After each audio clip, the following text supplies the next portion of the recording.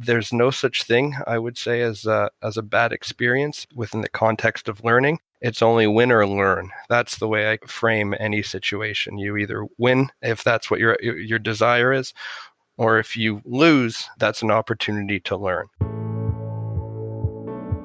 Welcome to People Who Perform, the Real Estate Careers Podcast.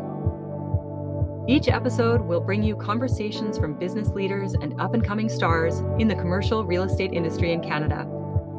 Our guests will share their unique career journeys, passions, and advice on what it takes to be successful in this industry.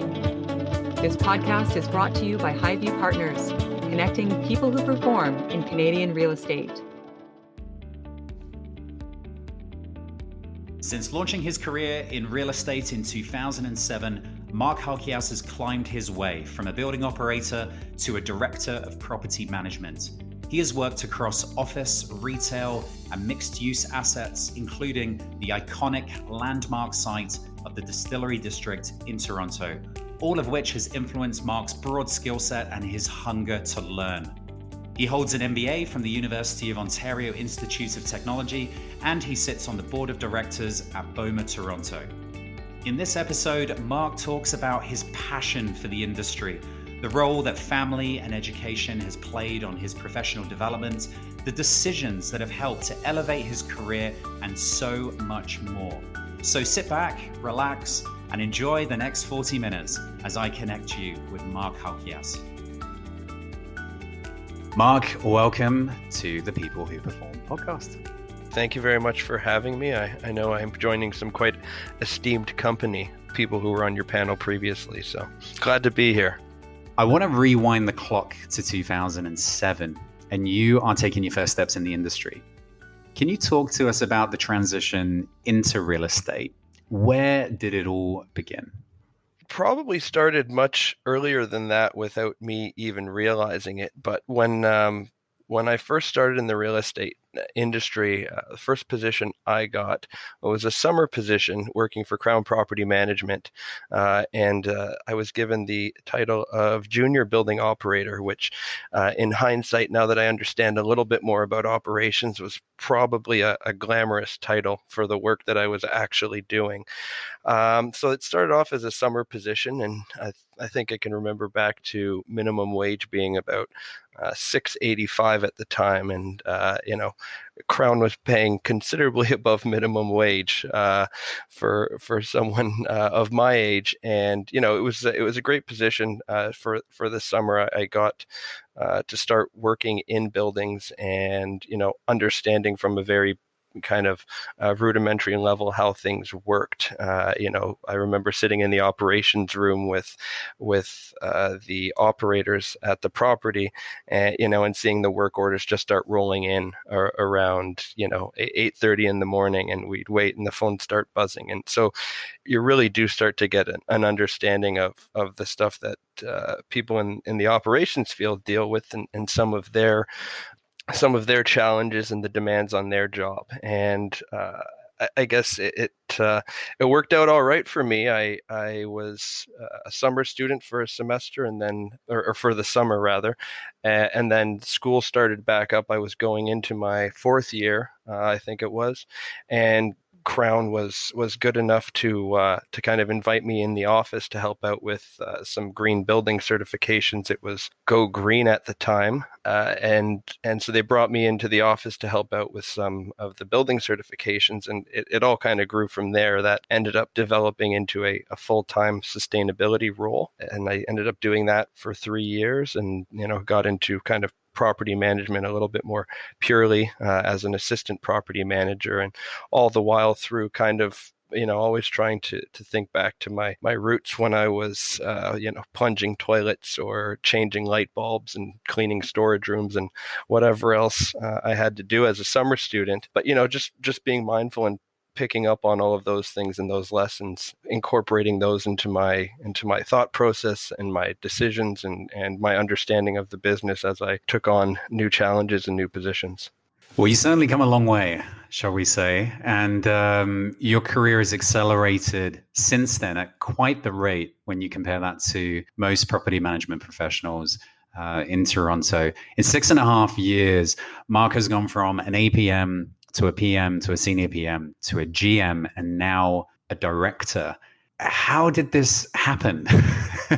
And what would you say have been the keys to your success along the way? First of all, I've been very fortunate throughout my career. Every opportunity that's been in front of me, I've had a good group of people to support me, whether it was personally or professionally. And the fact that I got those opportunities, I think, is a testament to a lot of the people I've worked for previously. Willing to take maybe a bit of a chance on a younger employee, maybe not as experienced. I guess they saw something in me that they were willing to take the chance. I think over the past 14, 15 years I've been working, I think it's been cemented for me over my career, but I've always really looked at my parents as an example, and my kind of philosophy in life now is to work hard and treat people well. And throughout my career, I've always tried to keep those two things front of mind. I'd probably chalk a lot of it up to hard work, a lot of it up to luck. Yeah, I think ultimately just when you're willing to put in the time, you also learn your art, your craft a little bit differently. I was really focused on learning as much as I could about different aspects of the business, and working in sustainability for a smaller company at the time with Crown. That gave me a lot of experience, because it was, if it wasn't something a property manager did or someone in the accounting department, it kind of fell into that pile of, let the sustainability guy figure this out. Mm-hmm. And so I got a lot of latitude, and so I was able to really thrive in that environment and an environment subsequent, where you do need to take initiative and, figure things out every day, as we say, is kind of a new problem, a new set of challenges. And I think that's why a lot of people love property management as an industry, because there are, no days that are the same. And so you end up having to get pretty good at thinking on your feet, thinking through problems, and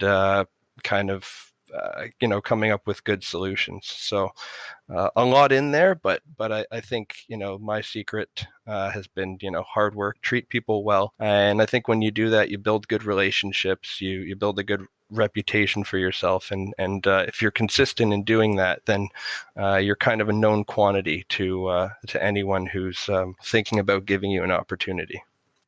Diving deeper into that resume, and you spent 5 years of your career working at a very unique property, a landmark site in Toronto, otherwise known as the Distillery District. What was it like managing a historic mixed-use property? It was very, very dynamic. The site kind of offered everything that someone who's getting into property management could possibly ask for, and sometimes things that they don't ask for. But as a function of all of that, you end up learning so much. The properties to the east of us in the Canary District, or the West Donlands, were also owned by Dream in partnership with a couple other companies. Those were due for development. So I got exposure to kind of early stage development there. When you're speaking about the distillery specifically, it's I think a great example of adaptive reuse, and a really good example of how, when the right people kind of put their heads together and put together a nice vision, how much value they can create through real estate, using real estate as a vehicle. So there were 4 condos on the site. So there were relationships that, me as a commercial property manager had to develop with each of those condo managers, and, by extension, their boards. So there's that element, which, if you're managing an office tower exclusively, you might not get a ton of exposure to. We had restaurants there. There was a ton of retail. There was office space. So there was this, wonderful mix of everything, basically, and then you're also doing that within the the context of an almost 200-year-old site. I think the distillery was originally founded in 1832, so you have buildings going back almost 200 years, and those buildings and the people that were involved in the construction of the distillery in the early stages also played a pretty significant role in politics in Toronto and in Canada.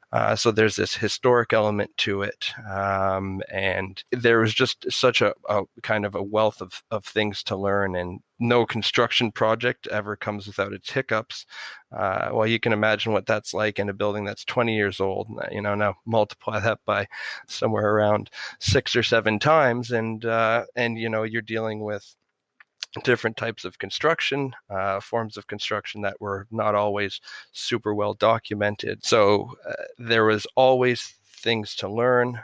Then you layer on the fact that there were kind of events going on, the Christmas market, probably what the distillery is most well known for, and you see, 600, 700, 800,000 people within a 6-week period around Christmas time. That's pretty interesting. And having to work with consultants to make sure the traffic plan worked. And then you're dealing with parking and all of these other elements. So it was very, very dynamic, to say the least. I had the good fortune or the good opportunity to work kind of in the management office there, and the Cityscape partners, who are the 4 owners on the other side of the Dream Cityscape partnership at the distillery.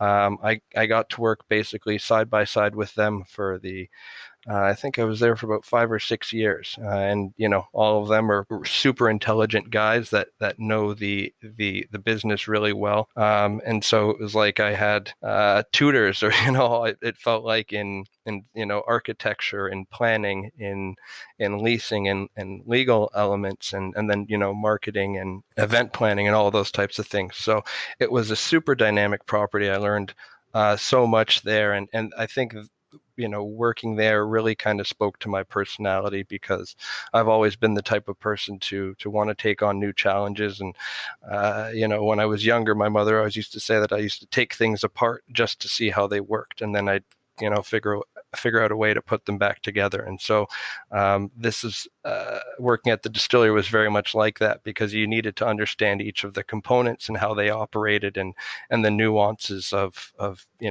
each aspect of that, but then also figuring out how does this all tie together so that we can manage and maintain this big, vibrant, wonderful community we've built here. So definitely a lot of moving pieces at the distillery. I got a question for you, and that is, what's your fondest memory of the time that you spent there? You were there for over 5 years. What's the one memory that sort of stands out from the pack, if there is one? It's kind of hard. I think I met the Prime Minister of Canada twice at the distillery. My first week, I met the President of Hungary, and I didn't know if he was legit or not until he showed up with 5 Cadillac Escalades or whatever, and the whole security entourage. But I didn't really believe it. That was my first week at the distillery. I think it was a Wednesday afternoon. I didn't believe that I had met the president of Hungary until I think the Olympics were that year, and they were going around showing all the heads of state. I said, "Oh, I remember that guy's mustache." So so that was a lot of kind of celebrity run-ins. I think my fondest time there were just, we had built over the years a pretty good team, and just being able to go into work every day and having relationships that strong in the office, I think were really important. I really kind of enjoyed those days. That's great. Now, along that road to becoming director at Primaris, where you are right now, you completed your BCom and your MBA while you're working at Crown. How has education, more widely speaking, and those specific degree programs had their part to play in your career growth? I think the BCom certainly gave me a lot of the fundamentals of business. Understanding accounting terminology and just the general way in which business operates. So you get a pretty solid foundation when you do a BCom, and then the MBA I think helped to kind of tie all of that together. So you need to know enough about accounting and enough about this department, enough about that group to once again kind of piece everything together, make some decisions. I think that earlier on in my career, just as a function of my position, I wasn't quite able to apply the MBA kind of level thinking as much as I do now, but it's really just having the ability to kind of zoom out and look at the bigger picture and understand how everything fits together. So that's been helpful. Interestingly, when I was going and doing my BCom, and you've probably heard this from anyone you've spoken to in property management, I thought I was going to go work for a bank. My specialization was in marketing. Maybe that's where I was going to end up. And coincidentally, I just fell into real estate. So started off thinking I was going to be doing other things, and 14 years later, here I am. It happens all too often, indeed. It is one of those industries that we certainly do fall into, and we'll also find out a bit more about you and your family and involvement in the industry in a bit. But moving on to the next question. Now, taking a closer look at the associations that you're affiliated with over the years, NAIOP, ULI, and BOMA. BOMA has, perhaps we could say, stood out from the pack in terms of your direct involvement and your leadership within that association. What are the valuable lessons that you've taken from your memberships on the whole, and then specifically within your directorship with BOMA? I think each organization has provided something a little bit different at different points in my career. I know I was part of ULI's mentorship program many years ago, and I'm still in touch with my mentor. But that was I think a really well run program, and they brought an HR consultant in basically to help guide the relationship. And so, just things in terms of being able to provide feedback to your mentor, and how should you be receiving feedback? How should you ask for feedback from your mentor, and things like that. So the mentorship program was really interesting to be a part of. There's networking events networking opportunities, I should say, at all three of these organizations. And I think in a business as personally driven as real estate, I think being able to have those connections and develop them is really important. As I've kind of developed in my career and settled into the real estate management aspect of the business, I think BOMA came more to the forefront, because there's a lot of work that BOMA is doing in terms of the ongoing management of buildings, and as we're dealing with the fallout of the pandemic, BOMA's done some great work in terms of thought leadership, pulling together committees to address how does our industry respond to this. BOMA in particular, I'm on the board of directors, and I joined the board of directors a few years ago as a young professional and an ex officio member, which meant that I didn't necessarily have a voting stake at the table, but I was, for all intents and purposes, part of that board of directors, and I was able to kind of represent the young professionals in that capacity, and I think that was a really cool thing. And I know that not every single BOMA chapter across North America had taken that type of step back then. And so I think BOMA Toronto is pretty forward looking, and always looking for ways to address what its members need, and I think the creation of a young professional position, which I was fortunate enough to have been selected for, was great. And it's really shown me a lot about how organizations, how boards work, industry organizations work towards providing value to their members. Would you like to join an industry association that develops, promotes, and advances best management practices? The Building Owners and Managers Association, better known as BOMA, is on a mission to make commercial real estate greener, smarter, and stronger. BOMA provides its members with access to exceptional education programs and events and valuable networking opportunities. BOMA members include leading building owners, property and facility managers, and industry service providers. To learn more about the association and how you can become a member of your local chapter, visit bomacanada.ca. Now, the Halkias name is held in high regard within property management, Mark. How have the other members of your family working in real estate helped to influence your thinking and decision-making at work? I think I'm really fortunate because we kind of, we kind of live and breathe real estate. And, my poor mother, who is actually in insurance, not in real estate, she has to kind of suffer through conversations at the dinner table constantly. But I would say from each of my family members, I've learned a few different things. My younger brother, for instance, works in operations. And so when I'm thinking about the work I'm doing here at Primaris, I'll often go back to my younger brother and say, well, from an operations perspective, does this make sense? Or how would you and your team take to an initiative like this? And so I kind of use him as a sounding board to get some feedback. Am I on the right path or not? And, he's my brother, so he gives it to me straight. And, my older brother, who is in property management, him and I we kind of compare notes to make sure that we're on the right page as well. My mother, I would say, even though she's not in real estate, I hear from some of the stuff that she deals with in her organization, the way that her company has rolled out certain initiatives and so on.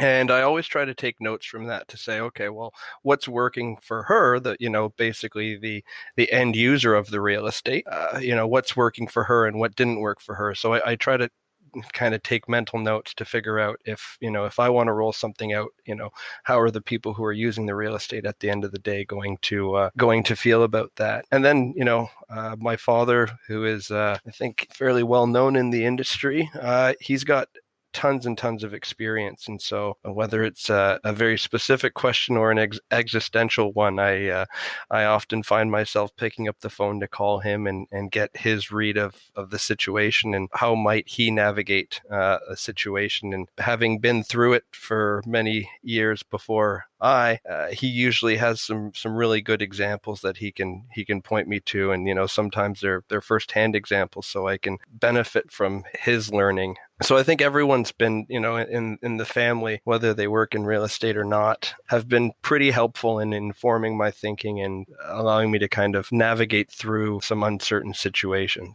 Well, you certainly got a strong sounding board at home, it sounds like. And beyond those family ties, who else has shaped your style of leadership within the industry? And how would you describe your style? My style kind of continues to evolve, and I can think through kind of every manager I've ever had has taught me something, and I've learned new things. I remember, my first kind of time I was up in the office at Crown, the property manager at the time, I kept going to her office and asking her questions about this and that, and she walked me over to the filing cabinet where all the leases were stored, and she said, "Mark, 99% of the information you need is in these files. You just need to be resourceful and you need to find it." And so, that's something that, that was kind of like day 2 in the office. And I was, a little bit of a shaky, awkward 20-year-old kid, that kind of really resonated to me. And so that's something I've picked up and kind of carried with me. Be resourceful. If you don't have the answers, find out where the answers are. And if there's a gatekeeper that holds the key to those answers, talk to that person. You start to realize over the years that, the relationships you have with people are very important, and they might not be rewarding right away. And you don't simply just develop good relationships for the rewards that come out of them. But I think you can certainly benefit if you have good relationships with people. So in terms of how has my leadership style, how would I characterize it? I think try to be transparent. It's really important that if you're asking people to do things, that they understand why they're doing it. We've all had those tasks kind of that get sent down from on high, and you work at them with no real understanding of why you're doing it. And then at some point down the road, okay, well, it all makes sense. Yeah. So I try to be very transparent as much as I can be with my team. I think encouraging people to try something new and, making them feel comfortable that they can make a mistake and it's not going to be the end of the world. I think that's how we learn and we grow and we become better individuals and better employees and all of that. And, these are all things that throughout my career, I've been very fortunate. I've had quite a number of supportive managers that have always taken time out to explain to me how things are done and why they're done and why we're doing them this way. And, I think with every new person I interact with, I try to learn something new and then, try to factor that into my management style. So I'm sorry I don't have like a nice categorized term for it, but I don't know. I think it ties back into the expectations that I would have of anybody on my team, or expectations that I would hold myself to the same standard. I think you made a really valid point there about there is something to learn from everyone that you come into contact with. And at whatever level, it could be your manager, it could be a lateral, a subordinate, there is something that we can learn. I think we can take influence from many different sources. But you also mentioned there that it is an evolution. It evolves over time, your style. And with that in mind, the industry is evolving at quite the pace with advancements in tech. In terms of learning and education, Mark, what do you feel the current and future generation of leaders need to grasp to stay ahead of the curve? I think there is maybe a tendency in our industry, probably in a lot of industries, to go after kind of what's the newest, coolest technology. And, we see that in sustainability. And I would often use the example of purchasing a smart car and letting it idle in your driveway. The technology isn't all that important if the usage behind it isn't well understood. I think a lot of people look to technology as the solution to the problems or the challenges that our industry faces. And I certainly think technology makes things a whole lot easier.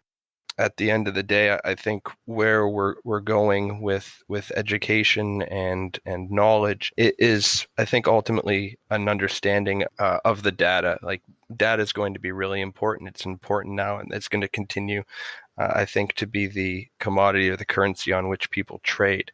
I think from an educational or a learning perspective, I think it's important that people understand how to analyze data and work with it. But I would caution against relying on technology and information technology as the solution to all of our problems.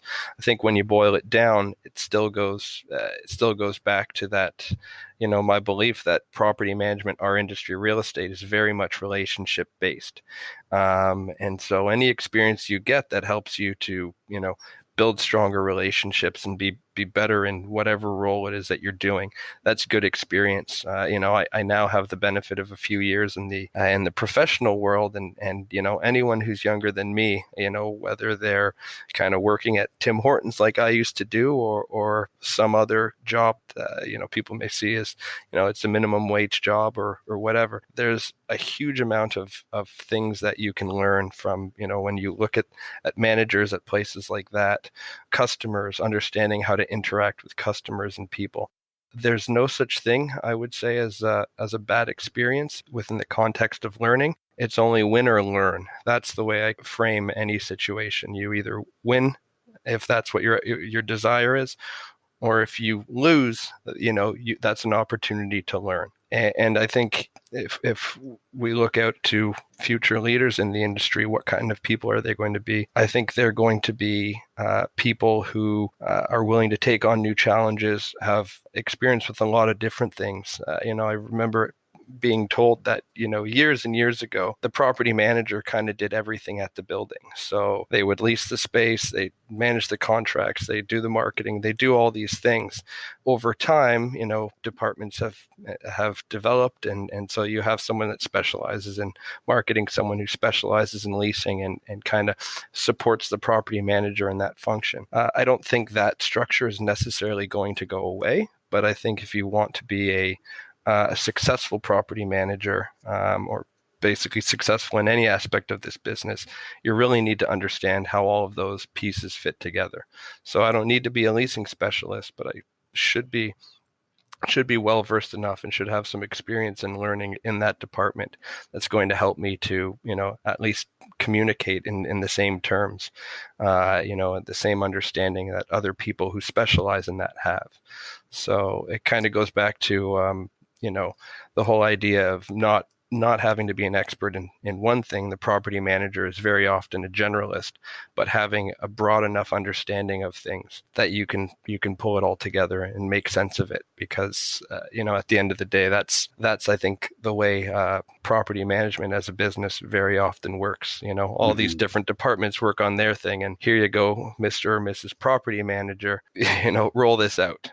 Yeah, absolutely. Having that broad approach and understanding to all the different moving pieces is definitely going to influence your decisions. Talking of which, what are some of the decisions that you've made over the years that have really helped to elevate your position in the industry, Mark? I think I've always been an inquisitive person, so I was never, and I also had the benefit of having no experience when I started with Crown. So I was never hesitant to raise my hand and ask a question. And I guess I was fortunate because I didn't really worry about, how I was going to be perceived if I asked a question.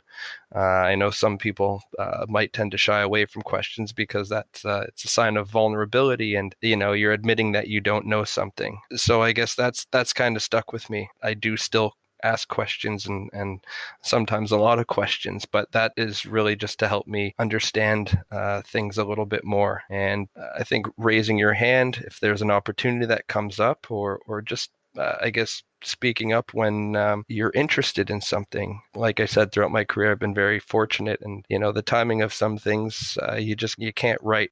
I remember raising my hand when I was at Crown saying, hey, I'd like to try out this property management thing. I've been doing sustainability for a bit. And it just so happened on that particular day, one of the property managers had taken a job elsewhere. And so there was going to be some shuffling of staff within the portfolio. And it just so happened on that day, this was completely unbeknownst to me, I'm raising my hand, speaking with them, saying, hey, I want to get into property management. If I hadn't raised my hand and asked the question, there's a good chance they never would have thought to look to me to say, oh, do you want to try property management? Because I was super happy doing sustainability, but I wanted to kind of try working on the next puzzle. And that was, how does the sustainability bit fit into the property management aspect of the business? So I think that's been really helpful for me. And, I think the other thing is that I've always really gone with my gut when I was evaluating if there was a position I was at and maybe a position I was interested in. If it ever got to the stage where I had to make a decision, I always went with my gut.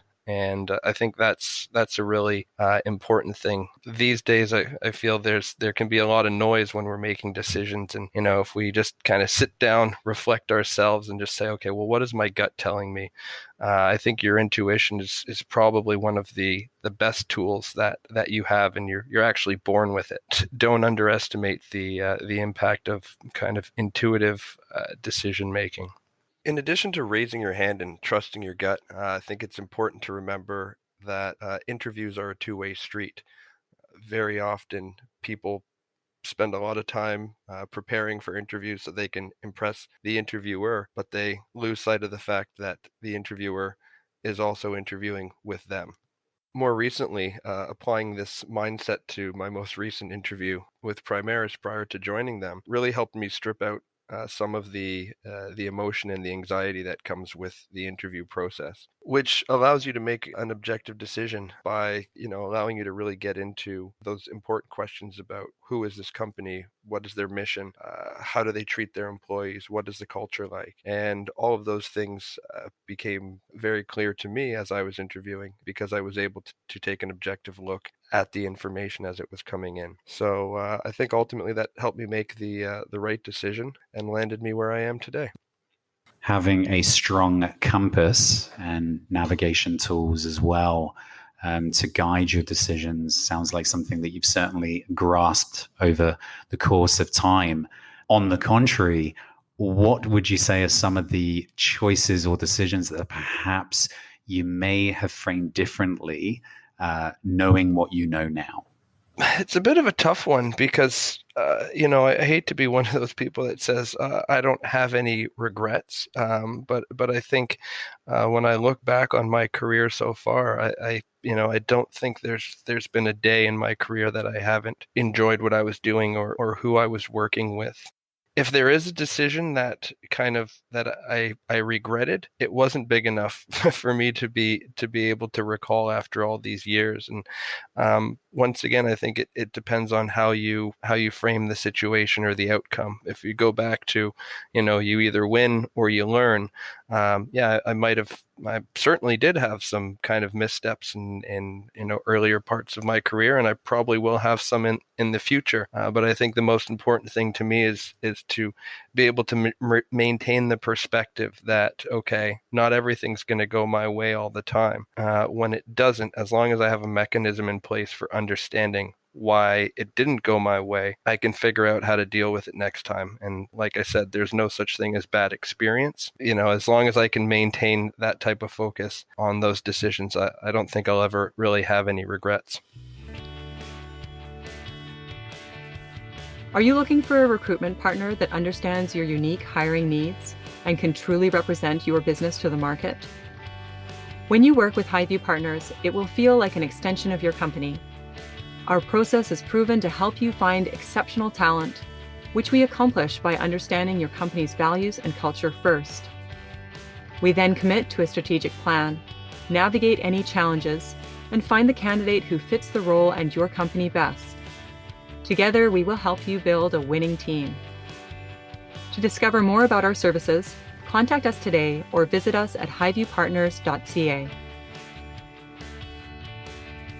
Mark, it's been great listening into your career journey, learning more about the steps that you've taken, how you've accelerated your career, the influence that others have played along the way, the role of education, being involved with the different real estate associations, the decisions you've made along the way that have worked for you, and perhaps some of the lessons too. Now I want to spin the tables and get to know you a little better. And we're gonna kick off. Be careful what you wish for. Here's to hopeful wishing. We are going to kick off with a quick fire round of questions. So let's jump into this. Your role model growing up? Probably a split between my father and Alexander the Great.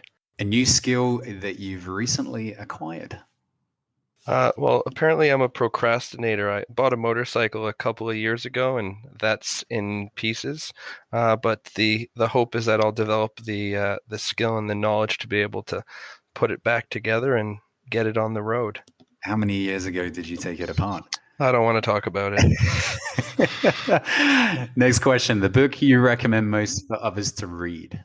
I think in terms of management, I would say first, Break All the Rules. It's by Marcus Buckingham. It's a really, really good book. It kind of takes HR theory and puts it on its head, but it really resonated with me. It's a good read.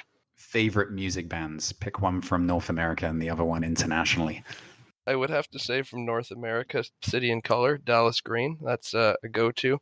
I've actually really been listening to a lot of Canadian music recently. So Mars Volta is a progressive rock band from the U.S., so kind of international, but it ticks both boxes. What do you love? What do you love most about this city? I like the fact that everything is so accessible by bike. Now you're talking my language. Everything feels like it's 30 minutes away. Where's that? Oh, on a bicycle, I can get there in 30 minutes. So, what's your favorite beverage on a Friday night? Friday night, a cold beer or a neat whiskey. Best ever investment. Real estate. What puts the fire in your belly? What makes you jump up and out of bed in the morning?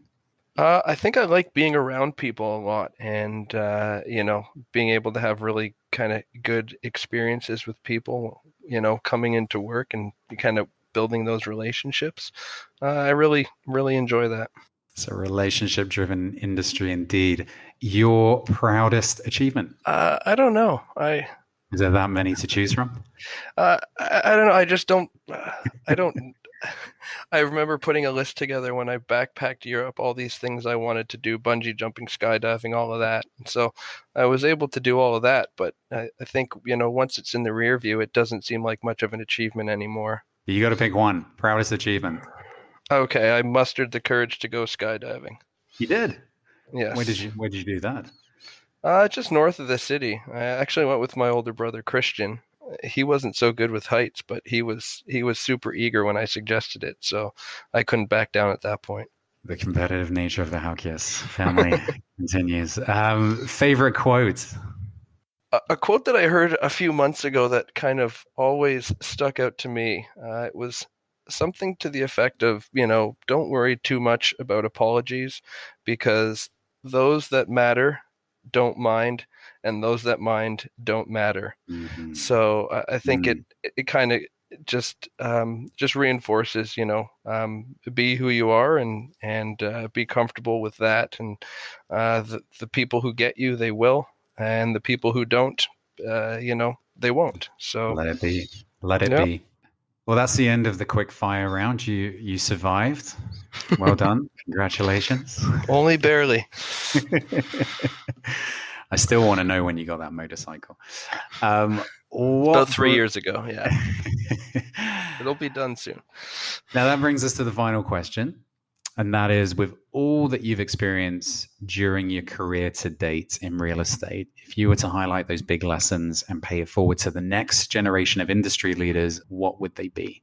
I think it would boil down to whatever you do, work hard at it, learn it as best as you can, be committed to it, treat people well as you can, regardless of the situation. And I think after that, there's also no such thing as bad experience. Everything you go through, everything you learn is going to help shape you into a better person in the future. So take every learning experience, even if you walk away a little bit wounded, just know that it's for a good reason. It'll make you a better, stronger, hopefully smarter person in the future. Thank you for listening to People Who Perform, the Real Estate Careers podcast brought to you by Highview Partners, a talent search and recruitment firm focused exclusively on Canadian real estate. If your real estate team is looking to find the best next hire, or if you're ready to make the best next move in your career, then reach out to Highview Partners today. Follow us on LinkedIn and visit us at highviewpartners.ca.